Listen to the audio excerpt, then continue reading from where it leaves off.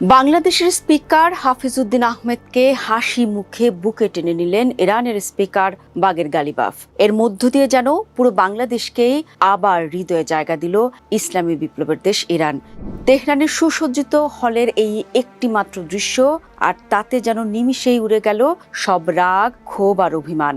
আন্তর্জাতিক কূটনীতির জটিল হিসেব নিকেশ পাশে সরিয়ে রেখে এই দৃশ্যটি মনে করিয়ে দিল ইরান আর বাংলাদেশ আসলে ভাই ভাই।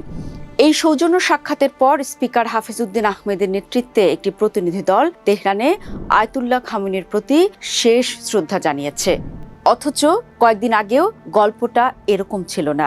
আমেরিকা ইসরায়েলের যৌথ হামলায় ইরানের সর্বোচ্চ নেতা আয়াতুল্লাহ আলী খামেনি সহ শীর্ষ নেতারা যখন শহীদ হলেন, মিনাব স্কুলের ফুলের মতো শিশুরা যখন ঝরে পড়ল, তখন সারা বিশ্বের বিবেকবান মানুষের মনে এক তীব্র ঝড় বয়ে যায়। বাংলাদেশেও এর ধাক্কা লেগেছিল বেশ জোরে সোরে। পশ্চিম আধিপত্যবাদের বিরুদ্ধে জিনিস আজীবন আপোষহীন লড়াই করে গেছেন সেই প্রতিরোধের মহান নায়ক খামেনির এমন আকস্মিক মৃত্যুতে সাধারণ ইরানিদের মতোই শোকে স্তব্ধ হয়ে গিয়েছিল বাংলাদেশের কোটি মানুষের মন। পরে ইরান যখন মিসাইল আর ড্রোন দিয়ে প্রতিরোধ শুরু করলো, তখন হাততালি পড়ল বাংলাদেশেও। কিন্তু মুশকিলটা হলো অন্য জায়গায়।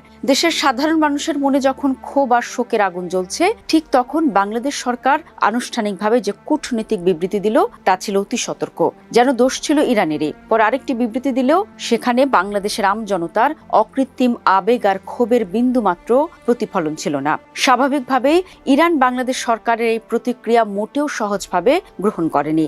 ঢাকায় নিযুক্ত ইরানের রাষ্ট্রদূত জলিল রহিমি জাহানবাদী তেহরানের কষ্ট এবং অসন্তোষের কথা কোনো রকম লুকোছাপা না করে একদম স্পষ্ট ভাষায় সংবাদ মাধ্যমের সামনে তুলে ধরেন। ফলে দুই চিরন্তন বন্ধুর মধ্যে হঠাৎ করেই তৈরি হয় এক অদৃশ্য দেয়াল, শুরু হয় কূটনীতিক শীতলতা। এই শীতলতার বাস্তব প্রভাব গিয়ে পড়ে সমুদ্রে। 31 জন নাবিক ও ক্রু নিয়ে হরমুজ প্রণালীতে আটকে যায় বাংলাদেশ শিপিং কর্পোরেশনের ঐতিহ্যবাহী জাহাজ এমভি বাংলার জয়যাত্রা। সম্পর্কটা তখন সত্যি এক কঠিন পরীক্ষার মুখে দাঁড়িয়ে। তবে কথায় বলে না, সময় সব ক্ষত শুকিয়ে দেয়। ইরানের উপর চাপিয়ে দেওয়া সে যুদ্ধ আপাতত থেমেছে। পরাশক্তি আমেরিকা ও ইসরায়েল শেষ পর্যন্ত তেহরানের প্রতিরোধের মুখে নতি স্বীকার করতে বাধ্য হয়েছে। ইরান তাদের মহান নেতা আলী খামেনিকে শেষ বিদায় জানাচ্ছে।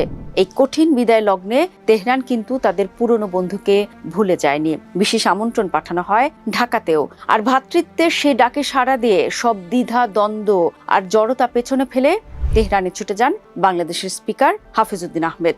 তেহরানের মাটিতে পা রাখার পর ইরানের অন্যতম প্রভাবশালী নেতা স্পিকার বাগের গালিবাফ যেভাবে বাংলাদেশের স্পিকারকে জড়িয়ে ধরলেন, তা শুধু সৌজন্যতা ছিল না, তা ছিল বিশ্ব রাজনীতির মঞ্চে এক বিরাট বার্তা। মনে রাখতে হবে, গালিবাফ শুধু একজন স্পিকারই নন, আমেরিকার সাথে ইরানের সাম্প্রতিক যত কূটনৈতিক দর কষাকষি আর কৌশলগত আলোচনা হয়েছে, তার প্রধান রূপকার তিনি। তার মুখের এই চওড়া হাসি আর আন্তরিকতায় প্রমাণ করে বাংলাদেশ সরকারের আগের সে কূটনৈতিক প্রতিক্রিয়া ভুলে গিয়ে ইরান আবারও ঢাকাকে তাদের পুরনো বিশ্বস্ত বন্ধু হিসেবেই সানন্দে গ্রহণ করেছে। শুধু কোলাকুলি নয়, দুই নেতার মধ্যে এরপর এক বৈঠক অনুষ্ঠিত হয়। এ বৈঠকের চমৎকার কিছু কৌশলগত ও মনস্তাত্ত্বিক দিক রয়েছে।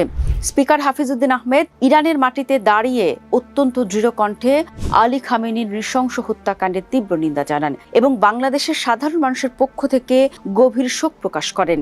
আর এর মাধ্যমেই বাংলাদেশ সরকার তার আগের সেই দুর্বল ও অতি সতর্ক অবস্থানের এক চমৎকার ভারসাম্য তৈরি করে নিল।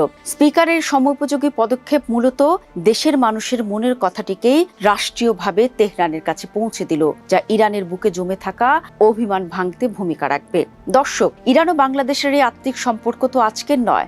স্পিকার হাফিজউদ্দিনের কথাতেও উঠে এসেছে দুই দেশের মধ্যকার ঐতিহাসিক বন্ধুত্ব, ফার্সি ও বাংলা ভাষার গভীর সাংস্কৃতিক বন্ধন এবং দুই দেশের মানুষের মধ্যকার অবিচ্ছেদ্য ভালোবাসার গল্প। তেহরানের উষ্ণ আলিঙ্গন নতুন করে জানান দিল, ভূ রাজনৈতিক টানাপোড়েনে মাঝে মাঝে ভুল বোঝাবুঝির কালমেঘ জমতেই পারে, কিন্তু আত্মার সংস্কৃতির যে গভীর টান, তাকে কখনো অস্বীকার করা যায় না। সব রাগ, ক্ষোভ আর অভিমান পেছনে ফেলে বাংলাদেশ ও ইরান আবারও তাদের বন্ধুত্বের এক নতুন ও গৌরবময় অধ্যায়ের সূচনা করলো। এ কথা এখন বলাই যায়।